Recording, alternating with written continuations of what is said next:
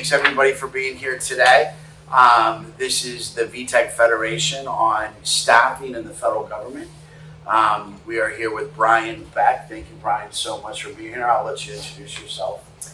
So, as he mentioned, Brian Beck, about 18 or so years in the human capital space, supporting a lot of government entities, commercial clients as well, helping them with their hiring strategies and solutions, implementing certain programs to ensure that their human capital strategies are fully locked and tight. Thanks for being here, Brian. And Andy Chisholm with TAD, please, Andy. Or no, I'm sorry, you had to change your name. CODIS. Yeah. I'm sorry. So Andy Chisholm with CODIS. Similar, I spent a good bit of time in the human capital industry, supporting both commercial clients, government clients. As mentioned, work with the CODIS now, really focused mostly in the IT and engineering space. But look forward to kind of the conversation today. Okay, great. Thank you so much. We're going to start the questions with Andy today. Andy, again, the topic today is staffing and what's going on out there in the marketplace, specifically to the federal government. Your thoughts on what is the federal government's best strategy for winning the war on talent today? That's a good question. Well, keep inflation going, right? Everybody's got to go back to work, right? But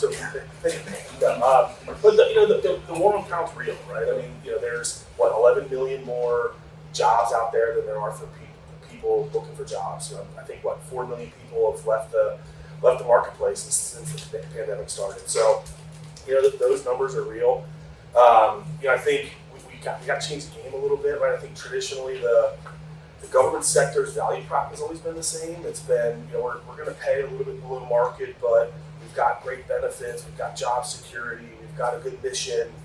And the private sector's come in and they changed the game, right? So they've come in and said, we're going to pay high salaries, we're going to provide a super high autonomy, we're going to provide tons of flexibility. So the whole landscape's changing. So I think within the government sector, we got to kind of change that a little bit and figure out a way to compete,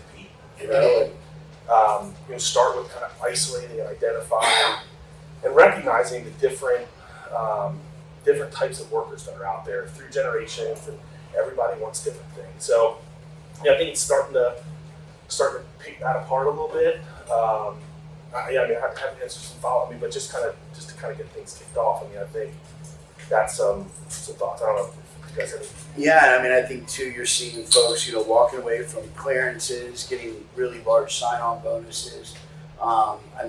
That is something that's going to have to be figured out. Brian, any thoughts there? Because especially your commercial background.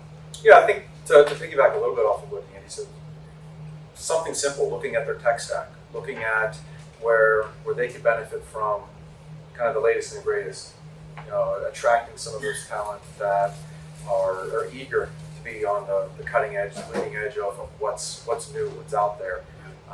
So it's looking at materially what they do well, how they market themselves now as a government entity, but also looking at what they can do to stay in alignment with what the private sector is doing too. I think to piggyback there, talked about looking at themselves. I think employment branding is a big thing. I think the government has kind of had the people have this view of the government kind of as slow, right? Old adopters, their tech is behind. And so I think we've got to come up with a way to change that, right? To talk about the cool things that the government's doing and the cool projects and new tech and new missions. And because there's a lot of really cool stuff that's out there, but it comes down to a branding, right? And I think Denver did something cool recently. I forget the exact slogan, but they're like, work where you live, work where you love to live, or something like that. And just coming out with this new campaign, I think within a short time period, they saw a 19% increase in applications. So there's things that we can do to kind of drive that, that adoption or interest. And I think some of it's a branding thing. Yeah, no, I think you're right. It's the messaging. In my mind, goes back to those of us that were in the workforce around the 9/11 time. Remember what the Marine Corps did with the slaying the dragon and all. They had huge numbers increase just from the messaging. Right? All right, Brian. This next one's for you. What are some of the factors behind the current crisis level challenge and attracting talent that kind of might bleed into what we just discussed as well. Yeah, I think it segues nicely. I think we talked a little bit, I brought up a little bit about the tech stack, but just the engagement of the talent. They want to be hired. They want that process to be as efficient as they possibly can, because they're most likely being solicited in several other areas. Of course. That's not just domestically. I know it's we're framing this from a government standpoint, but if we look at it from a worldview, resources now that have the ability to work remotely, they want an efficient and expedient hiring process. Right. So it goes along with brand. They want to be they want to be attached to a good logo, but they already have 2 or 3 logos that are bidding on them. So from an inception standpoint, before they get to that offer, they want to be engaged fast. They want to be able to apply fast. They want to be seen, interviewed. They want a tight window to get in the door. And if they don't, they're probably going to get it somewhere else. Any thoughts there? Yeah, I mean, totally agree, right? I mean, again, it kind of gets back to that value prop between the government and some of the commercial, and we see it, right? I mean, we have a government group, we've got commercial group, and now you've got multiple companies vying for the same talent.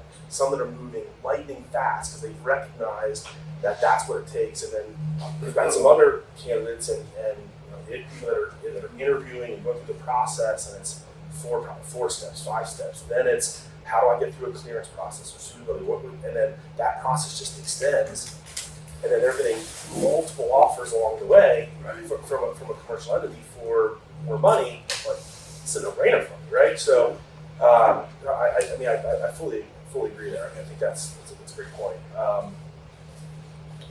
I think one of the challenges too, I just think about vTech as a small business in the federal space, and as we're going through the RFP processes with the key management personnel, right? Or some of those developer positions, when it takes 12 to 16 months, to get that RFP awarded. I mean, that's a real challenge.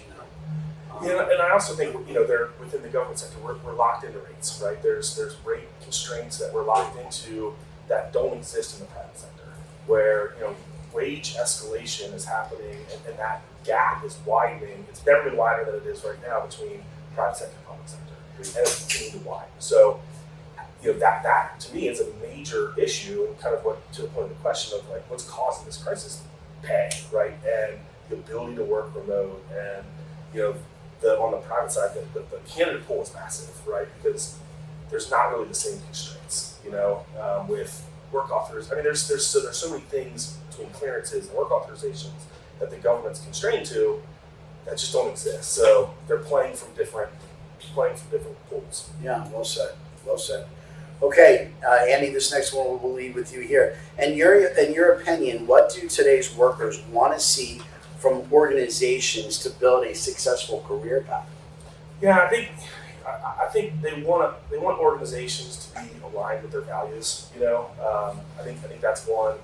Certainly pay, certainly remote flexibility. I think a clear career path. I think within this question, I think there's a couple different pools of candidates or employees, right? So you've got one group of employees now that I think that exists today that did not exist 10, 20, 30 years ago, of people that choose and knowingly go into work for organizations to say, I'm going to work here for 2 or 3 years, right? And that's what I want. I'm going to go through that, and that's okay. There's employers out there that are actually okay with that. I've had clients tell me that they're okay with job hoppers because they're going to bring in a specific skill set or technology, and they're going to learn from it. So I think embracing that to some degree, to say we're going to have a path for people that want to come in and work for 2 years because they can serve a purpose for us. But then there's another group of people that are career oriented, that are career path, that say, like in the interview process, right? When they're interviewing people, when you say, hey, what do you want to do in 5 to 10 years? And they talk about, I want upward mobility, and that stuff exists for a certain group of people. And so I think they want a clear path to what that looks like. I think now we probably want faster steps, right? It used to be okay for it to take 5, 7, 10 years for someone to get promoted. I don't think that's the case anymore, right? So having more steps along the way, providing upskilling opportunities, providing reskilling opportunities. How is an organization going to benefit me and my professional career, my personal career, or my personal goals, and making sure they're aligned. Because I think now there's such a blend between work life, home life. So I think that's a lot of it.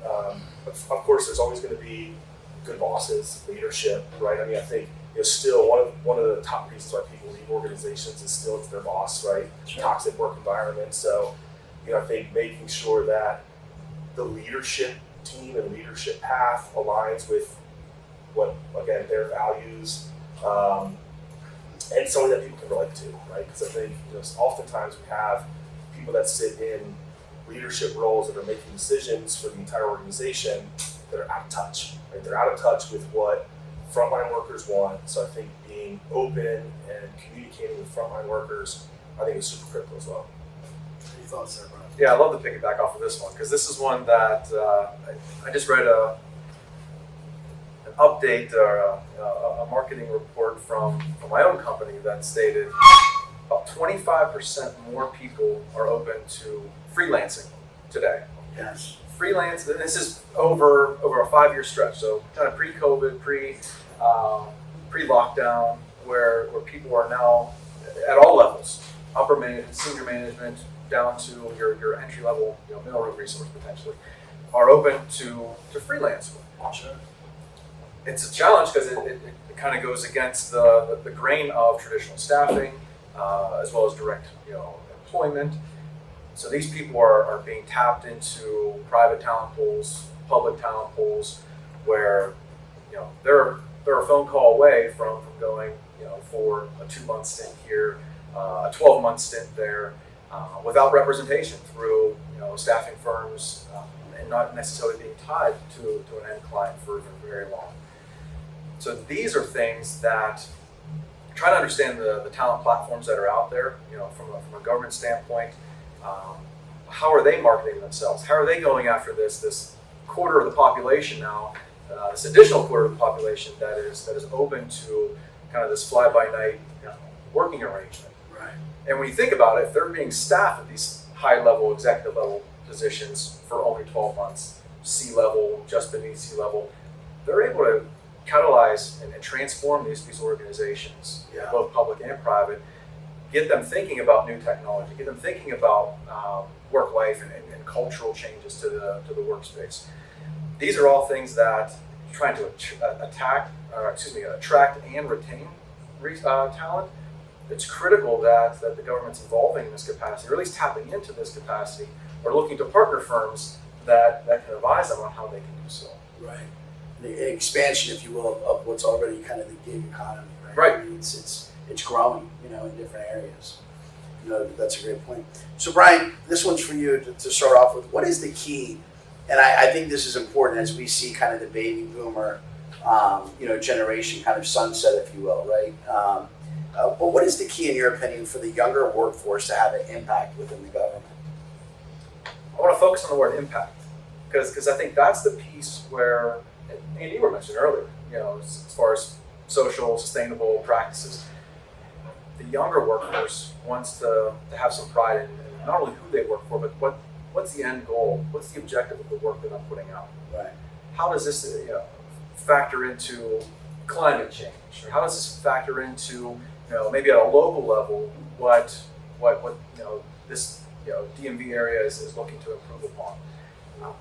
There's a lot of opportunities out there for money to be made, for resources to have their name in lights for doing a good job, but it's the social impact, it's the sustainability impact that a lot of the younger folks are looking for. They want to be latching on to that, maybe only for 12 months, but they want to be able to latch on to a cause, to a purpose, and to understand, hey, this is the impact that I'm making. Right.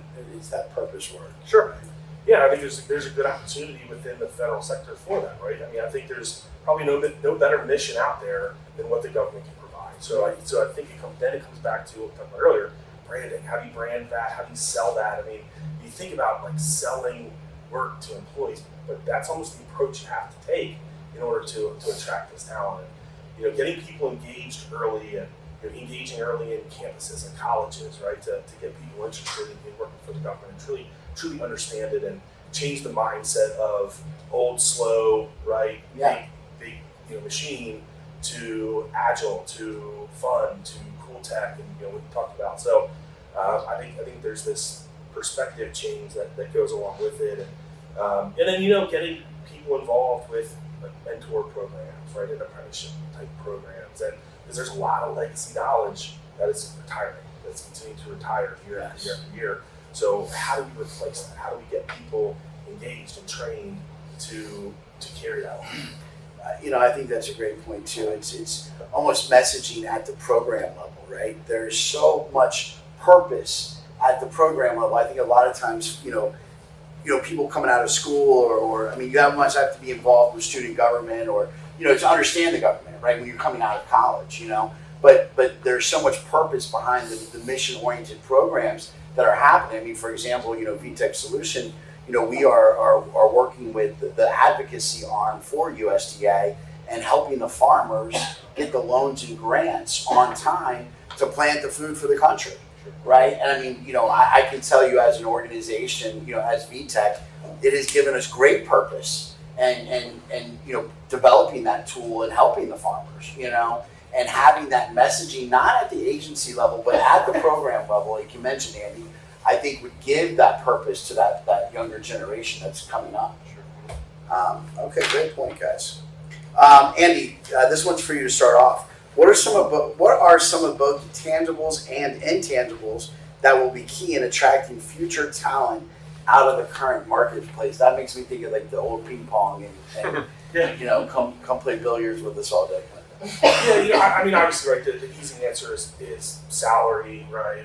It's flexibility. That's the easy answer, right? But I think some of it also starts with candidate experience, and kind of coming out of the last question, how are we attracting those individuals, and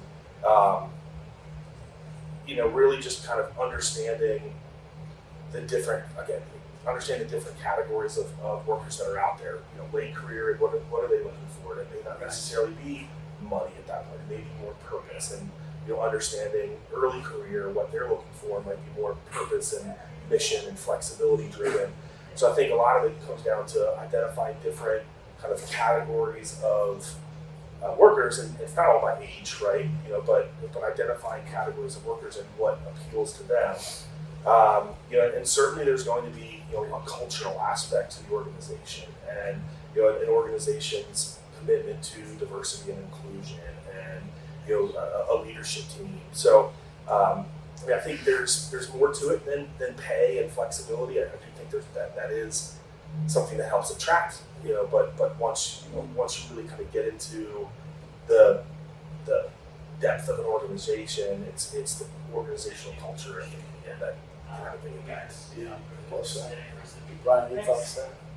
Yeah, I think Andy may have hit on it earlier too, but kind of weaving it back in is just the idea around upskilling, reskilling, upskilling your talent. It doesn't matter what level of the organization the folks are at. It's looking at strengths versus weaknesses, maximizing the strengths of folks, seeing where they can be cross-utilized, giving them that purposeful mission, day in and day out, but also giving them a light towards the future. What's next?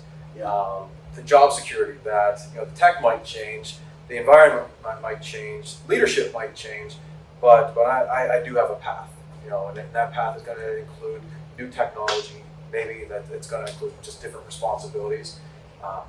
May involve managing people. Everyone's going to have different purpose-driven missions, right, regardless of where they're working at. So I think it's critical that any organization look at where they can continue to train their assets, that they can listen to them, have more frequent one-on-ones with their folks to understand, hey, give me a pulse, what's working, what's not working, and just see, okay, we want you here, we want you to be here, and just make sure that's reciprocated. That's a good point. Again, I think the upskilling is super important, because I think in the mindset of a lot of younger workers, when they think about going to work for big tech, right, they think about evolving technology. I'm always going to learn and adapt and be able to grow. And how do we replicate that, right? And there is a lot of upskilling and reskilling opportunity. And reskilling is super important, especially in the government space, right? Because a lot of technology changes, and there's sometimes sweeping changes where we've got this group of individuals that have a knowledge base and understanding, but we might need to completely reskill the tools that they have and technologies that they use. Right. But there's a really good population of people here that fit within the organization, that are bought in, that are going to be here, that are kind of fit more of that traditionalist type, that plan to stay within the federal government for 30 years, right? So how do we ensure that they're staying and growing, and then painting that picture to the next generation of talent? Yeah. And I think it's critical for folks in the staffing space and human capital in general, but really to latch onto your brand, to latch onto your brand, to throw water bottles at people, just to know that you have the capability of teaming with one another, with other firms that are maybe specialty or niche firms, that you already have the teaming arrangements with the government sector yourselves. Yeah. So it's kind of everyone being codependent upon one another. You, the government, the talent, everyone in that ecosystem understanding one another's role. Right. And what a great story it is for you to say that these are the government entities that we work with. This is the arc that some of our candidates and some of our consultants have already taken from this group to this group to now managing or leading another. That is inspirational to talent and would give them the vision to where they could be 5, 10, 15 years down the road. I mean, we've seen the benefit, right? A few years ago we launched Lotus Academy. Right now, Lotus Academy, but just the benefits that we've seen in our ability to attract talent because of our academy and because of our willingness to invest in our contractors and our resources and employees to help their professional career and help them grow. We've seen a tremendous benefit from it. So, it's great to be able to see that firsthand, and then now to be able to kind of replicate that and kind of talk to our clients about it. The power's immense. Yeah, that's wonderful. I think that's a tremendous strategy. And one of the points you made, Andy, earlier too is we're seeing in real time the diversity, equity, inclusion, and now within the last 60 days what they're calling accessibility.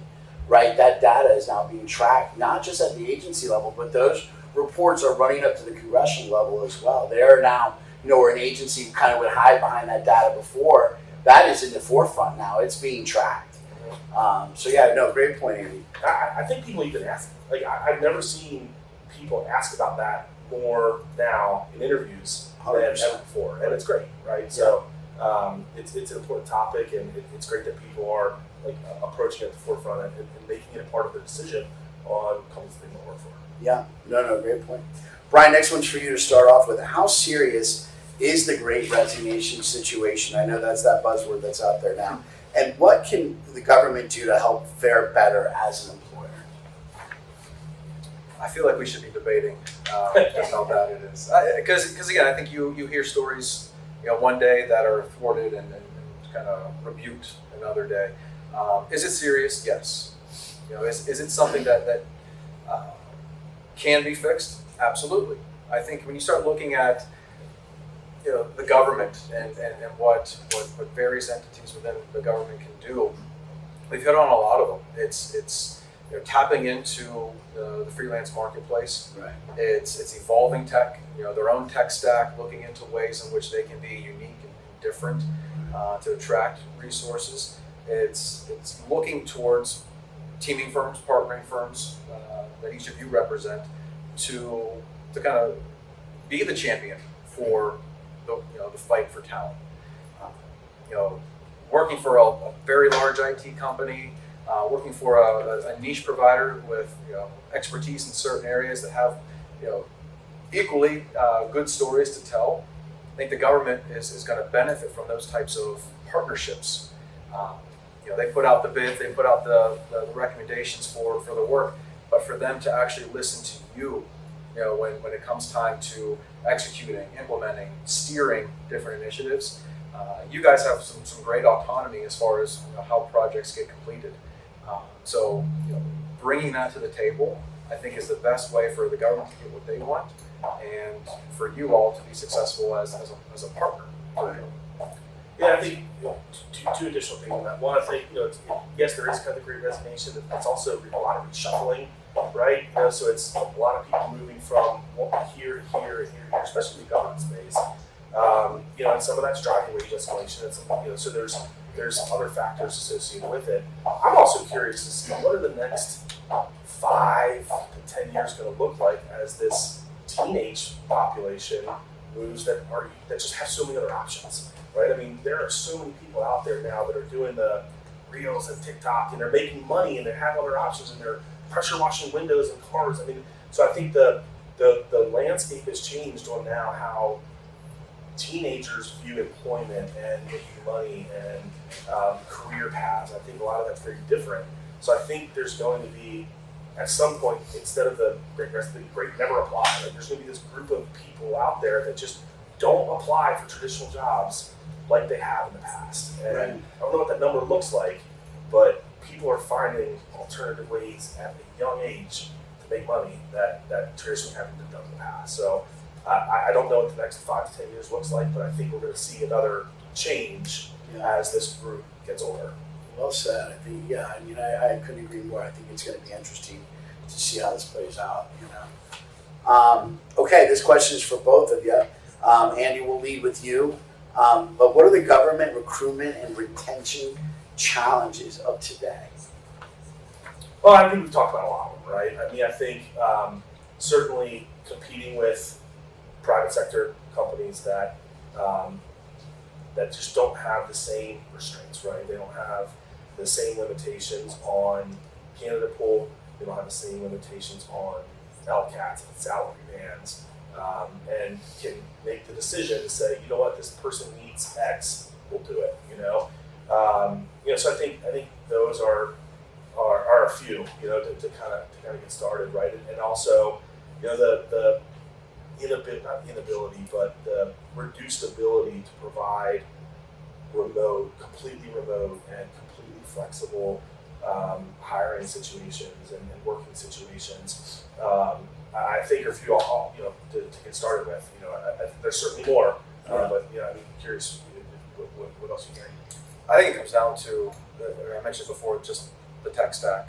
It just, if we're focusing on, the IT sector in particular, I think that's an area that they're probably still several years behind where they need to be.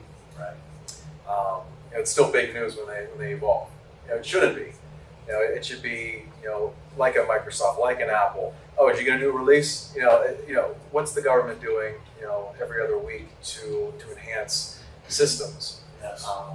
So I think that's a large part. To Andy's point, there's a lot of people out there that still think if they want to work in a federal government job, they have to be based here, within 30 miles or so, which isn't necessarily the case. So fair being fair, I think there's some image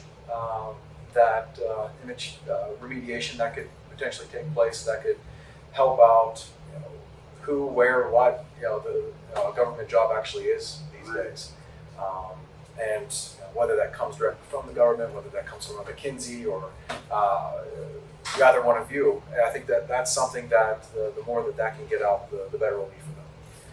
I think you bring up an interesting point, Brian, and something to think about. You have, with the government, they call it cutting edge, but they still have COBOL mainframes, Sure. the old IBM AS400. DB2 systems. But what's happening is you go through that challenges for full stack development. No offense, Frank, but as you go through that full stack kind of development migration to the cloud, you have to have the reach back to go back to those COBOL developers, and a lot of those folks are, they're on the beaches of Florida now, doing their thing, right? So that also presents an interesting challenge. I mean, you may be where you've got to teach the new generations the old code just to get to move forward, right? I mean, that's another possible strategy, right? So. Well, Brian, Andy, thank you guys so much. What a great conversation. Before I let you guys get off the stage, I just want to open it up to the audience here. Any questions around the topics today? I have a question. Okay, please. Yes, sir, please. Okay. Tenure in government. Talent pool for cyber and for AI data analytics is not there. So what do you do to meet your mission requirement? I think you look for an integrator. No, not a good answer. Government. Well, I mean, I think Andy brought up a great point. In terms of repurposing the work staff, it's just how quickly can you do that? How quickly can you get them up to speed to meet the needs of the mission, right? But I mean, that's the way I would see it. I mean, I know a year and a half, 2 years ago, you had the NetSense contract where they needed cloud architects, AWS cloud architects, GCP, and they were repurposing network engineers to do that type of work. What would you look for? And you're leading into it. What would you look for if you couldn't find those people? Yeah, I mean, I think you look for those kind of intangible skill sets that can lead to the tangible skill sets for them, again, to meet those mission needs, right? I mean, So what else? hire people that have theoretically those skill sets, or you look for those people as opposed to looking for cyber engineers and everything else? No, I don't know the answer, right? I'm just trying to I'm coming up with a solution here on the stage. I'm just Hey, you're saying. the moderator. We're about to. Yeah, I'm sorry. I'm No, sorry. I agree. I agree with what you're saying, right? I mean, I think at a certain point you've got to identify how can we create and curate that talent, right? And I mean, I think because if it doesn't exist, right? If that The quantity does not exist right now. right. Everybody knows that cybersecurity and AI, data analytics, architects don't exist. This is the crisis the government is facing right now. They don't know what to do, and they have to make mission. Exactly. And so the question is, what should the government actually do? I mean, you can play. I can do STEM. Okay, that gives me that starts, but it's going to take 5 years from my start today to actually get somebody out of STEM. And I know somebody who's actually trying to do this in grammar school now. They're starting to do AI in grammar school just because they want to push them up to the next level when they get to high school or whatever. But the question is, what do you do now? Because the crisis is right now to these organizations, the government side. And they're playing around with it. Great question. Yeah, I mean, I don't know that the answer is out there. What it is, we'll bottle it up and sell it. So I think there might be some potential. So I'm an my name's Sandy Abbott. I work for CMCI. Hi, Sandy. How Yes, are I know you. I work for CMCI, Chief Growth Officer.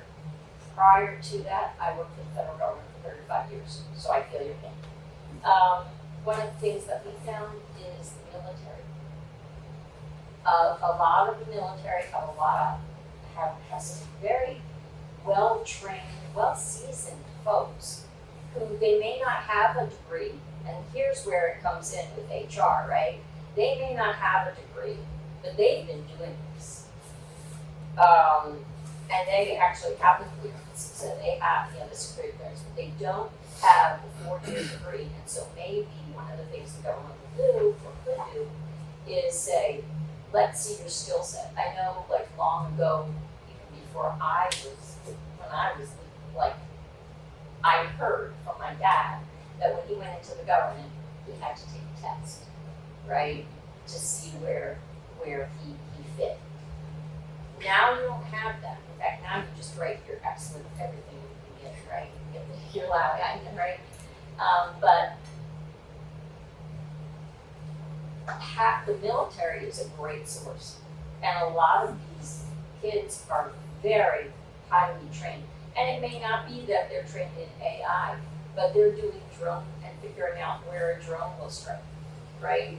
So the mindset is there, so you can at least start them off with something small, and then they learn and support that learning. And you're right, it's not going to be immediate, but nothing is ever immediate. You bring someone on, there's still a 6-month learning until you're starting to get something out. Right. But the military is a great source. Let me ask Sandy Frank. Frank's question in a different way. It might be more controversial. So I agree with Frank. I agree with you 100%. What if this was an option? What if are these jobs inherently governmental? And we know that the government can't pay the same. We know that the government doesn't move quickly. What if, and again, this is controversial, what if they outsource? What if they get into industry because Some of they we had the conversation? Some of it's not that. Some of it they can hire a cyber engineer tomorrow. That's how fast. They give them a bonus too. That's not the problem. The problem is not hiring them anymore. The problem is finding somebody. Correct. Again, if it's a pay issue, It's not a pay issue. Not anymore. well, I get it's a supply and demand. So Supply and demand issue more than anything else. Pay issue. I mean, the Air Force will dump money on you right now for cybersecurity. You're like $150,000. You don't have to worry about money. Come to court.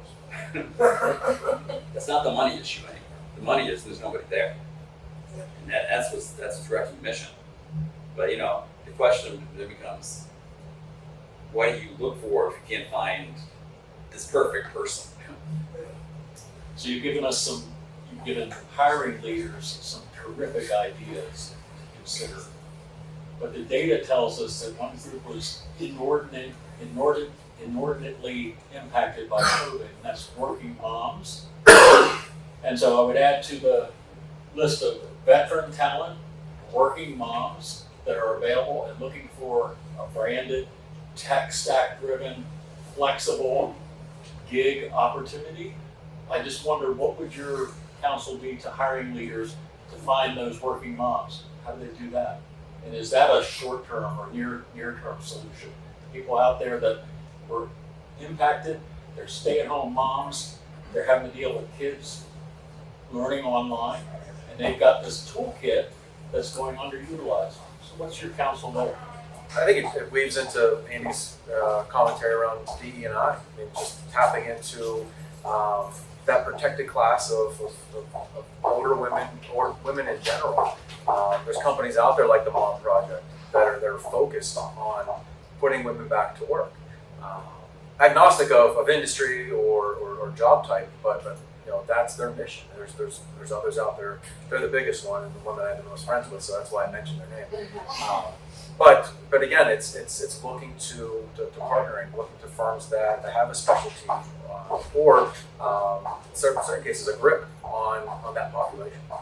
I think it also too, probably explaining and sharing the upskilling opportunities. Right? I think there's probably some fear right between that population of I've been out of the workforce now for however long it is, and there's trepidation or nervousness of going back. So how do we specifically go after kind of that point of concern to say if they've been in corporate America and they've been excelled in their careers and they've been at the top of the game, and maybe some people are a little bit nervous about going back and starting over. So how do we kind of sell to that and convince people that there are new programs that exist now? We are going to help you and teach you and train you and upskill and reskill to make it more of an appealing opportunity. I think could be beneficial as well. I think the question is, okay, that's cool. However, the interpretation is that, I'm an English teacher and I'm going to learn data analytics. Okay, you're going to fire me after 6 months just because I can't do it, or you're going to keep me on for 2 years? That's going to be the question that they're going to answer, because that's what it's like. You know, am I going to, you'd have to almost make sure that you were going to encourage them to do it, because if they fail, you got to bring it back up again. And a lot of people do not accept failure. Yeah. Well, and I think to Ms. Abbott's point as well, there are programs out there in the DoD, and Frank, you and I have discussed them in the past, where they are repurposing the soldiers, right? That even after, not only while they're in the mission-oriented duties that they have now, but also once they've the folks with PTSD and injuries, and there's those type of programs too. And then I think the second piece of it is messaging. To your point too, Annie. It's getting. You don't know what you don't know. You know what I mean? So getting that messaging out to those, the for lack of a better term, the soccer moms, or the folks that are. I'm just being candid, but the folks that are have the capabilities but don't have the knowledge, right? Getting that. How do you reach? What's the outreach to them? Yeah. I think that's a challenge for small businesses to figure out. Well, that's a challenge for the government. Because the question is, okay, there's a teacher shortage right now because they all left because they can't stand the kids because the kids are obnoxious. Okay. They've grown. Getting off topic here, Frank. No, my wife works at the school. She understands this pretty well. The objective is, okay, you have people out there to educate. The question is, can you turn them into something else besides what they're doing for the last 5 years, or 10 years, whatever? And what is the guarantee that they can't actually get there, or you will protect them and find something for them at some point in time? Because the government's kind of weird about just saying that. The government's like, okay, you do this, you get your benefit, we'll reward you. If you fail, well, I'm going to kick you out. Well, the government never did so, right? You have your 3 years of uncertainty, or have your retention. Yes, And then you're in no matter what, right? And right, then you have that's to a. figure out what to do with you because they didn't like you, so they said no to my division, now I got to. Well, that's why there's a lot of rotational programs, incubator programs. Right, I think- but I will say for a fact, two of my kids who are grown now, actually all my kids are grown, but two of them are ex-military. One of them was injured in Iraq, pretty seriously. There is, if it weren't for me being a pain in the butt, because that's what I am as a mom, right? Basically showing him what he could do, okay, he was in the Navy SEAL, showing him what he could do, because there's not a lot of transition things, Navy SEAL to Yeah. civilian life, what do you do with that? It's a little hard. But there is, because to be a SEAL, you have to be thinking, you have to be analyzing, you have to be figuring out the solution, you have to find the fix. No, I can guarantee you, having sat with him in so many of these transition programs, which is a one-day program that you get where they say, can I help you build your resume? You've got hundreds, thousands of guys who don't want to be in the military after their 4-year stint, got injured and are no longer usable assets as they put across their it's really loud. They have a lot of talent, and they're on, like, they told my son, well, you can work at Best Buy. I said, you are not working at Best Buy, right? They have the talent. He's now a deputy U.S. Marshal, Wonderful. okay? But the only reason he is because he had the support of someone that kicked him in the ass. There are more people in the military that don't have that than have that. And these people are highly trained. They're highly, they may not know cyber, but they understand security. They understand systems. They understand a lot of this stuff that you give them 6 months and they can start to work. And there is not, I've lived it, there is no one sitting there and taking these guys that are exiting and saying, let me see what your psychometric exam shows that you can do. And it's a big pool of people that's like an awesome passion that could really, really help this industry in particular now with the amount of and the number of people that they're training. The military, my daughter is trained in IT. She's obviously doing a lot, but they're trained in IT, they're trained in drone, they're trained in security, they're trained in facility security, they're trained in, across the board, all the stuff that we need. And they're just stacking shelves at us because they didn't know they had any other options. Great point. Great point. Now, you mentioned that supply and demand is tough on the government side. So in the prior institution I used to work for, a lot of times I would interview candidates, ex-military, retired military, and I would onboard them, and thank you for your service to everyone. But, what I found is that, they were in transition, and a lot of them were honest, they were in transition to get that government job or to get that long-term career. Is there any way they can expedite the process? Because I think that's maybe one of the challenges. I know pay is not a challenge right now, because I was going to say maybe incentivizing them, but It depends on the cybersecurity, you can get a job tomorrow. That's not even a concern. You probably can get an analytics job in a week. Yeah. That's not a concern, it's a supply and demand issue. The government will give you immediate authority to hire on the spot for those type of people because they're so rare. And as opposed to, I want to hire, a GS-12 to do, procurement, they'll take a year if you're lucky, just because of the way that the government works. But anything that's high in demand, government has accelerated all the programs to actually do that now. But the challenge also is the degrees, right? They say, well, Yes. I'll give you an example. I wanted to hire someone, and her degree was in mathematics. I, she put in her resume, she didn't come up on the cert. I'm like, how is this possible? Because she had analytical science instead of calculus, because that's what the school called it. So as soon as the HR people didn't see calculus, they threw her out. Yeah. And so I have to call the HR people, I'm like, Yeah. she got a master's degree in math, obviously she's had calculus. Yeah. But they get thrown out, and how many people, I mean, I knew this person, I knew I needed her, but how many people, managers have the time, or take the time, because they've got so many other things going on, to call up the HR personnel, work with them, and explain to them, no, data analytics is calculus, so yes, we'll go to the school and get the, I mean, this is what you're up against. Yeah, I've noticed that too. When I was in Jobs USA, it's very picky about keywords. You know, you have the keywords, they're going to throw you right out. Automatically, that's because the system throws you out. Nobody looks at it. System.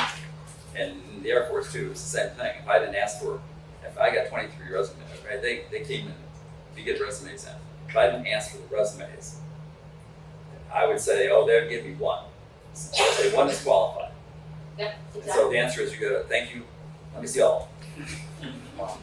Yeah, I mean, one of the, I mean, this is the last thing I'll say, but one of the challenges that the USDA has presented to vTech is they do scholarship programs all across the country, right? At HBCUs for, Spanish communities. I mean, there are various different programs. The challenge they have is they use the tax dollars to push these kids through the 4 or 5 year programs, and then they go work for the commercial marketplace, right? So one of the things USDA asked us to do was, how do we track those classes? How do we track those students, and then create a funnel back to the government?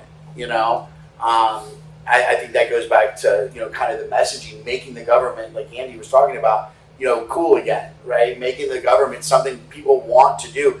Selling the stability of the federal opportunities. We're going to have to do that with this new generation coming. Otherwise, we're all going to be federal employees. Maybe set up a TikTok for the government. Yeah, TikTok federal, right? You might be onto something. You might be onto something. Anyways, well, guys, thank you so much. Brian, thank you so much. Andy, thank you for your time today. Thank you for everybody coming out. And what a great conversation. This will be posted on YouTube, and we will continue to do the vTech Federations. And again, thank you everybody for your time. Thank you. All right, guys.